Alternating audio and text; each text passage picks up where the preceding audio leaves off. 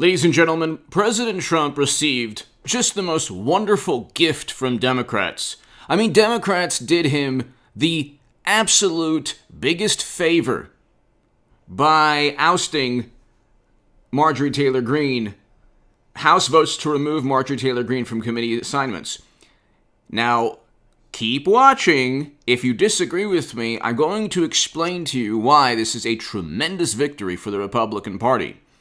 I'm going to explain to you why even Liz Cheney did the right thing. Actually, the interesting thing is it's a tremendous victory, but Liz Cheney threw Democrats and media a curveball by actually voting against removing Marjorie Taylor Greene. But this is the hilarious, this is what I'm going to explain to you. Now, my question to you first and foremost is, do you want to win politically, or do you want to go down with a sinking ship?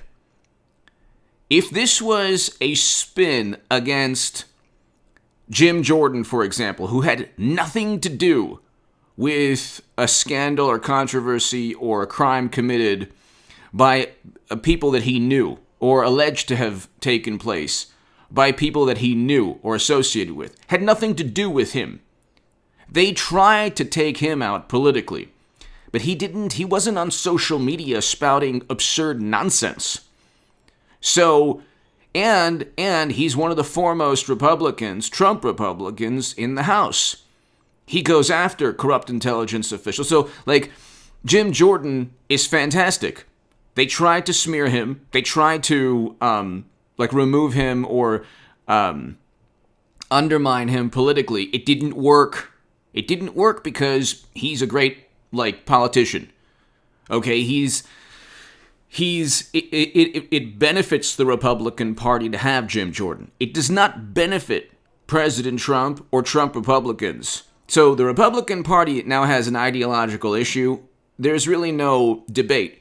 President Trump controls the GOP. 2/3, I did a last segment, there's a Washington Examiner article, 2/3 of the Republican Party would just leave and go off with Trump if he started a new organization, a new political party.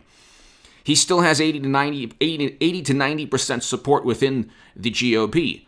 The Trump voters vote against Lincoln Project foreign policy. The Bush, Cheney, and Rumsfeld people who pushed never-ending counterinsurgency conflicts that led to chaos and destruction and mayhem and suffering and sorrow, not only in our country, but especially in other countries.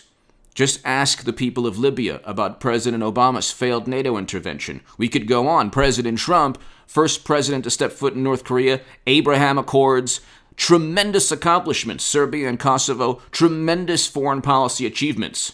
You're voting for something with President Trump, not only against the Lincoln Project. If you're voting against the Lincoln Project and voting for President Trump's foreign policy accomplishments and all the things that he's done. Hit subscribe to this channel right now. I'm going to explain to you. Let's get to 200,000 subscribers. Go to my website, hagoodman.com. You can read my writing in The Hill, The Huffington Post, Salon, The Jerusalem Post, The Roanoke Times. You could see my debates. And one of my debates there, so hit subscribe. Let's get this segment going. It's very, very important. One of my debates there was against Jordan Sather. He helped start the whole nonsense, the Q nonsense. It is the most absurd message board hoax in the history of the internet. How anyone could believe how anybody could believe this? I told people 2 years ago, don't believe this. It's complete and utter nonsense. It's destructive. It's dangerous. It's lunacy. It's a message board. You don't know who's on the other end. It could possibly be a Democratic operative. Lord knows it has to be. This is the most detrimental thing for any political movement, is to have some kind of message board spouting nonsense. Then you have Taylor Greene, who not only was linked to that, who completely disavows it now, by the way, completely, but has stated nutty, absurd things. A lot of the quotes that they're attributing to her aren't exactly what she said. They're making it more, they're sensationalizing certain quotes of hers. I'm not going to get into which ones, but they're bizarre and weird and absurd to begin with. So you don't need to sensationalize much. The only thing Democrats have is like hysteria, apoplectic outrage, and emotion. That's the only thing they have. AOC was taking a huge political hit from the left. There's no Medicare for all, no Green New Deal legislation, no universal basic income. The left, there is no American left. There are good people like I support President Trump. I used to be in that world. I used to be the biggest Bernie Sanders booster on the internet, according to the Huffington Post. The unofficial scribe of Sanders' most hardcore voters, according to the Washington Post. I used to be in that world. There's still some really, really good people in that realm, the political, sphere, that want, these transformative policies. I don't think those policies are feasible. I could be wrong. Nonetheless, I'm not ideologically opposed to them. If Medicare for all worked, fantastic. I don't think it's feasible. But the issue is they lied to their voters. AOC, Elizabeth Warren, all of them. Bernie Sanders, he's the biggest political fraud of all time. He might be a good human being. He might rationalize in his mind, well, if we move the Democratic Party left, eventually, when the Messiah comes, we might eventually have Medicare for all. But by that time, climate change will have dissolved the entire planet, and there will be no human beings left. But still, it's actually going to be better. We'll implement Medicare for all. There'll be less people, and there you go. We won't have to raise taxes too much. Whatever. You know what I mean. He has no intention of implementing any of the grandiose policies that he espouses. His only goal there is to funnel votes back in from the left. The angst, his goal, AOC's goal, Elizabeth Warren's goal is to funnel votes using the angst and frustration and moral indignation of the left. Medicare for all, man! Same with the TYT $20 million venture capital people. Why do you think Bernie unendorsed one of their hosts? Okay, the whole thing was a racket, a scam. But funnel all the votes back into the Democratic Party, which is what they did. Now you have Biden, who would veto Medicare for all. But they're facing these challenges, people. Why give them a Georgia representative who can help them politically? The Democrats the Democratic Party is a political party that runs purely on public relations. They need Twitter. If Democrats didn't have Twitter and the Washington Post and the New York Times, they wouldn't have a political party. Trump doesn't have the Washington Post and New York Times. He doesn't have Twitter. They've banned him, and he controls the Republican Party. Why? Because his foreign policy achievements, renegotiating NAFTA into the USMCA. We had record low unemployment throughout most of President Trump's tenure. The pandemic is not his fault. If you're going to blame him, then what are you going to? How does Cuomo and Whitmer and how does Phil Murphy circumvent blame? These people presided over the worst outcomes. According to the New York Times statistics, the Democratic Party governors have the worst outcomes by far in terms of per capita rates and aggregate lives lost because of the pandemic. Not Trump's fault. They didn't listen to Trump. They made a concerted effort never to listen to Trump on anything. So how can you blame Trump for the tragedy that has taken place in Democratic-run states? They also have the highest unemployment rates. Last I checked, the top 12 highest unemployment rates were in Democratic-run states. That's not hyperbole. Go look at the Bureau of Labor Statistics. Might not be exact. A couple weeks back, it was actually the top 12 states. All Democrat states. All blue states. But see, again, you can't... You have Liz Cheney actually voting to keep Marjorie Taylor Greene in her committee positions, but the House voted Thursday evening to remove Republican Marjorie Taylor Greene from her committee assignments, a decisive step that comes in the wake of recently unearthed incendiary. Okay, so everything's incendiary. And so when Democrats make, again, the duplicity and the double standard is completely irrelevant now. That's their advantage, is being able to get away with saying nutty and absurd things on their own. So I can't believe that nobody's talking about Yad Vashem refuting AOC's revisionist history. Very dangerous revisionist history. Trying to compare two things that have nothing in common.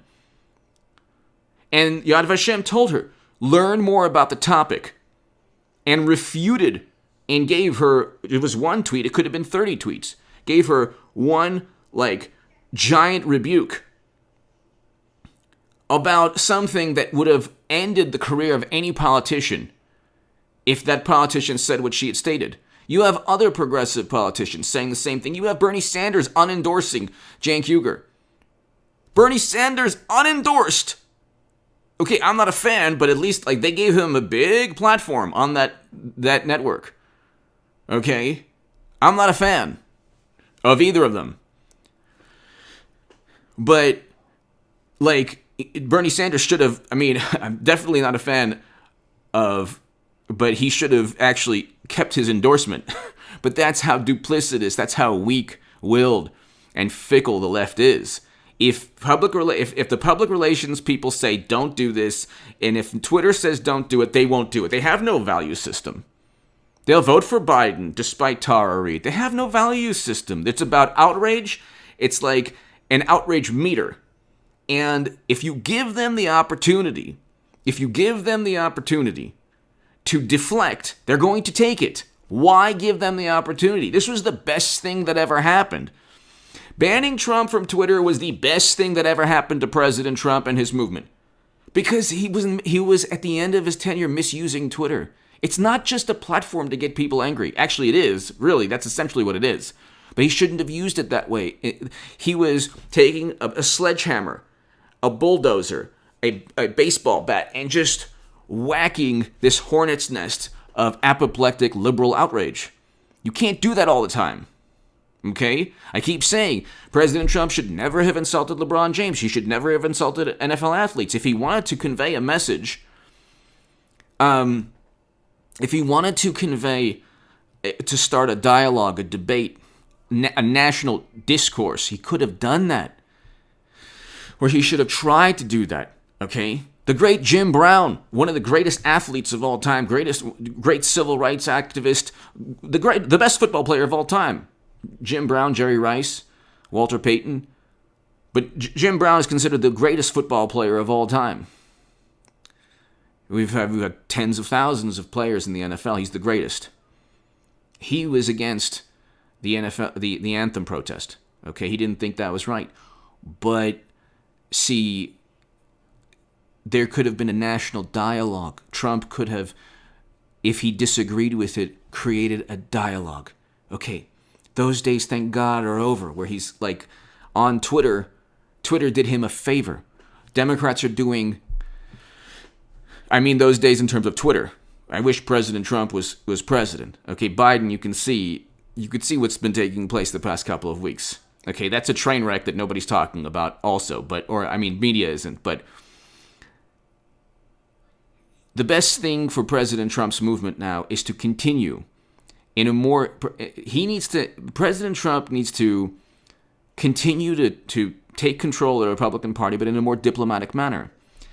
The Q nonsense and the absurd, zany, crazy, nutty, loony things that Taylor Greene has stated, even if media is like certainly spinning some, but maybe like accurately reporting some others, it doesn't matter.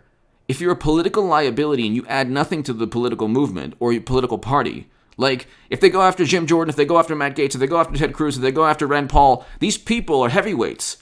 It's not just because they're heavyweights that voters should defend them. No, it's because they add something. They support President Trump on key issues. Josh Hawley should be supported. But if you don't pull your weight, if you don't help the team, and you're out every night drinking, and you don't go to practice, why should the team stick up for you? I mean, if you play sports, why should the team stick up for you? So Marjorie, what she did, she's on social media for years. This is it's like a political catastrophe. Facebook. I don't have Facebook for 2 years. I don't have Facebook. I don't have Twitter for 2 years. And when I had Twitter, I was on the left. So, I mean, but like Twitter is, I told people, get off social media. Get off social media. I told people how dangerous the whole Q message board absurd hoax was. If you have any, like, if you're on record on social media saying, yeah, I think that, the Patriots and, not the football team, but like, the message board and the intel operatives and the white hats, and delete all of those posts, or like, I don't know what to tell you. Make sure that, like, you just delete your Twitter account or delete your Facebook account, because there's no point in having that in your past. These are things that should be completely removed from the Republican Party.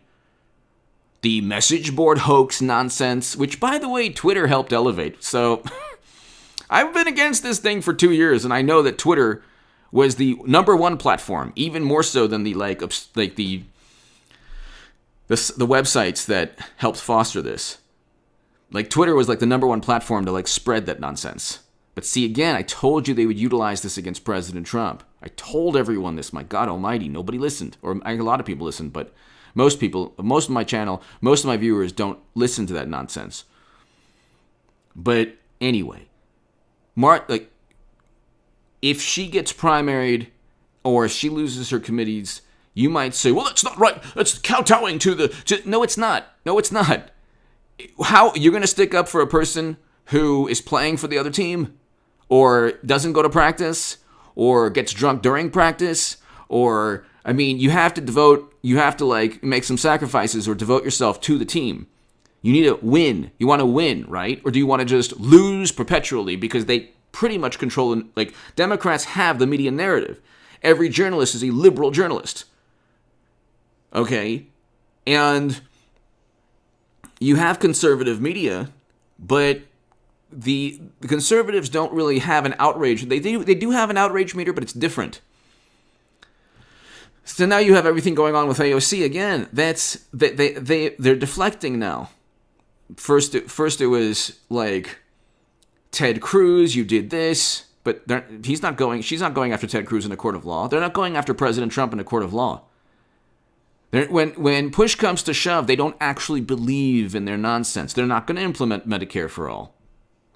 They're not going to implement Green New Deal legislation. They're not going after Trump in a court of law. They're not going to go after AOC isn't going to go after Ted Cruz in a court of law. I mean, she accused him of a heinous criminal act. Okay? Why give them a layup? Why remove the goalie and allow the puck to just go in, like, without any, like, no defense, nothing? I know there's going to be people, like, saying, oh my God, AJ Goodman, oh my God, you're a former liberal and you're just allowing them. It's like, no, my God. This is what have we learned from the past 4 years? That any accomplishments that Trump has presided over, tremendous accomplishments that deserve the Nobel Peace Prize, the Abraham Accords and the détente that he helped create with Moon Jae-in in between North and South Korea, the two of them, or each of them, deserve the Nobel Peace Prize. Trump was never going to get that. Because the image with Trump is that, well, he tweets, he's a monster tweeter. And that's all they cared about, is image and public relations. Like I started off with this segment, if they're trying to go after and smear someone who is important to the Republican Party, or who adds a tremendous amount to the Republican Party, like Jim Jordan, then no, you fight and you defend. But I mean, the majority of Republicans actually defended Taylor Greene, including Liz Cheney. She stated, let's see. Well, first of all, Taylor Greene said, these are the words of the past, and these do not represent me. They do not represent my direct district, and they do not represent my values. Yeah, that's fine, and that's good that she apologized, but she's all over social media for 2 years. It's all over. You got Media Matters. Just they go to the Facebook. Look what she said. Oh my God. This isn't rocket science. I told you, social media is a cauldron of crap. Especially when you're, like, spouting nonsensical, loony, zany things. Where is the Liz Cheney thing? Liz Cheney stated that she actually she actually voted in support of Taylor Greene, which is interesting. But which was kind of hilarious in that because like Democrats weren't expecting that. So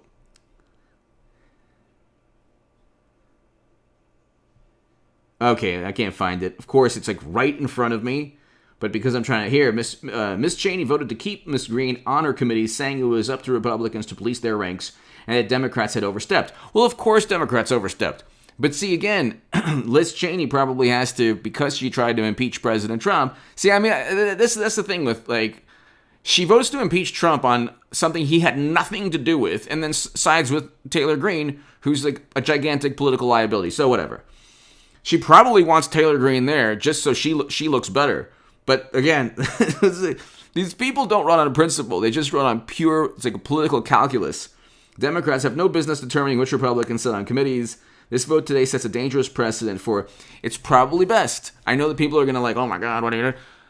You don't want, could you imagine, God forbid, Taylor Greene, Marjorie Taylor Greene in the future, if she were on those committees, you know, retweeting Lord knows who or whatever, or writing on Facebook, yeah, I was wondering.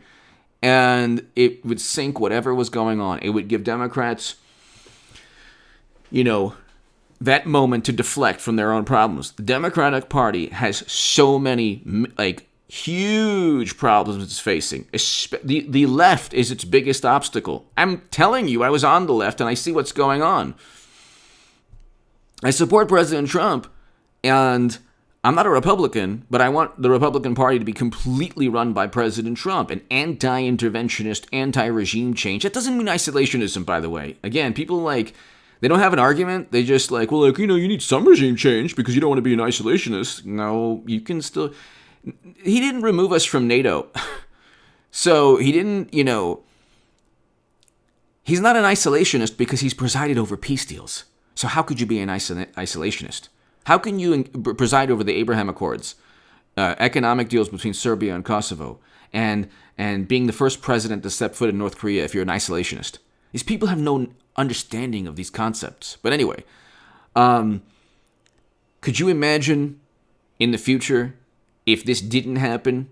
If Democrats didn't give a gift to President Trump on this, or Trump Republicans, and, you know... Then in the future, it's like, oh my God, what? Democrats would then be deflecting, utilizing this representative to deflect from their failures or their problems from the left side of their political party. I mean, give me your thoughts below. Hit subscribe right now. I know some people are going to be like, what are you talking about? No. It's like, no.